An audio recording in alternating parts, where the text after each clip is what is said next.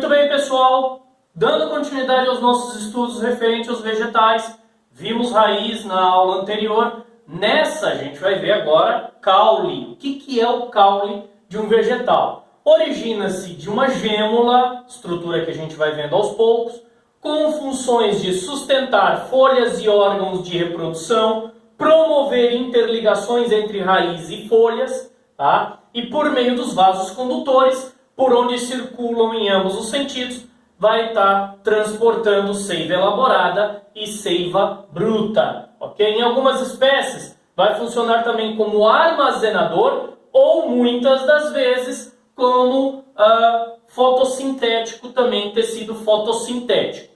Vamos ver a estrutura básica, morfologia externa de um caule. Deixa eu colocar aqui. Caule.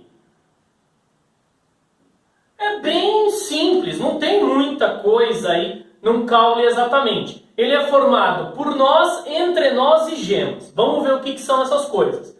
Gema apical é responsável pelo crescimento em extensão e as gemas laterais pelo crescimento aí das laterais, pela formação de folhas e flores também, tá? A gente tem uma diversidade aí também, uma diversificação de caules. Vamos ver um pouquinho, mas antes disso, o que temos em um caule? Basicamente, esses pontos aqui de divisão é chamado de nó. O que está entre os nós é chamado de entrenó. É extremamente criativo. E nas pontas a gente tem a gema apical e esse ponto aqui nas laterais, gemas laterais. Vamos ver os tipos de caule. Basicamente eles são divididos em 2 ou 3 tipos. Vamos começar pelos aéreos, que é o mais fácil, né? Os caules aéreos. E o primeiro é o tipo colmo. Esse tipo colmo, ele apresenta nós e entrenós bem visíveis, possui gemas protegidas pela bainha das folhas e pode ser cheio, como é o caso da cana-de-açúcar, ou vazio, como é o caso aí do bambu. Então, bambu e a cana-de-açúcar é o tipo colmo de caule. O tipo estipe. Quais são aí o formato? Ele é cilíndrico e não tem ramificações. Você só vai ter as folhas na parte superficial, lá na parte superior do caule. Aí no caso dos coqueiros, das palmeiras em si. Tá? O estilo tronco.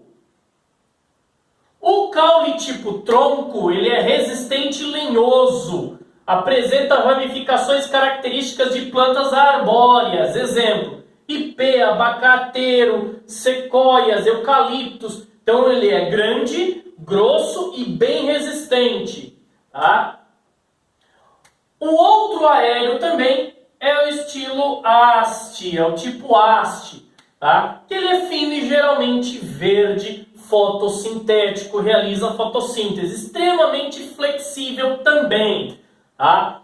Os caules rastejantes têm uma pequena complicação aí, né? Em alguns casos, podem enraizar-se a partir das gemas, formando novas ramas, que recebem o nome de estolho ou estolão. É o caso do morangueiro. Tá? Tem alguns casos no cactus que formam as suas folhas, elas realizam fotossíntese, mas para não perder aí umidade para o ar, por conta de estar no deserto, elas são atrofiadas em forma de espinhos. Tá? Se transformam em espinhos. Por isso que espinho e acúlio são coisas diferentes. O espinho é uma folha atrofiada. Tá? O caule, que é verde, passa a realizar fotossíntese. E a planta economiza água no processo de evapotranspiração. Tá? Agora vamos ver os caules aquáticos. Os caules aquáticos são de pouco tipo, né? São aqueles que vivem permanentemente na água, como é o caso da Vitória régia. Alguns caules, apesar de serem aéreos, não conseguem se sustentar. E aí vão desenvolvendo estruturas extras, como é o caso da gavinha. Tá? Que é um tipo de um enroladinho que sustenta o caule em alguns lugares aéreos. Alguns exemplos de plantas, né? A uva, o chuchu, desenvolvem esse tipo de estrutura. E aí o caule aquático, a gente tem o exemplo, além da Vitória régia, a elódia, que é aquela plantinha de aquário que a gente usa bastante. Ok? Temos também os caules subterrâneos. Quem são os caules subterrâneos, né? Eles sofrem grandes modificações, podem dividi-los em 3 tipos básicos: raiz, rizoma, tubérculo e bulbo. Tá? O caso do rizoma, vamos colocar aqui, ó, o tipo rizoma. Rizoma desenvolve-se paralelamente ao solo, à superfície do solo. Dele podem brotar folhas, exemplo, samambaia e bananeira. Tá? E o outro tipo que nós temos, o tubérculo. O tipo tubérculo são caules armazenadores de substâncias nutritivas. É possível observar nos tubérculos a presença de gemas. É o caso aí da batata inglesa, do gengibre e tudo mais. Tá? Morfologia interna do caule. O crescimento do caule em extensão recebe o nome de crescimento primário. A gente já viu isso nos tecidos meristemáticos. E ocorre graças à atividade do meristema que forma a gema apical. A gema apical vai se elevando à medida que novas células são produzidas. Estrutura primária do caule. Externamente, o caule jovem é revestido pela epiderme e internamente por células de parênquima, de reserva. Nas monocotiledôneas, entre as células do parênquima, aparecem dispostas e desordenados os feixes dos vasos condutores, normalmente os vasos envolvidos nos tecidos de sustentação. Estão envolvidos nos tecidos de sustentação, principalmente no esclerênquima. Olha aqui, ó. Você tem o xilema, a medula central, o floema e o córtex, né? A parte externa aí, o câmbio fica entre os 2 vasos condutores.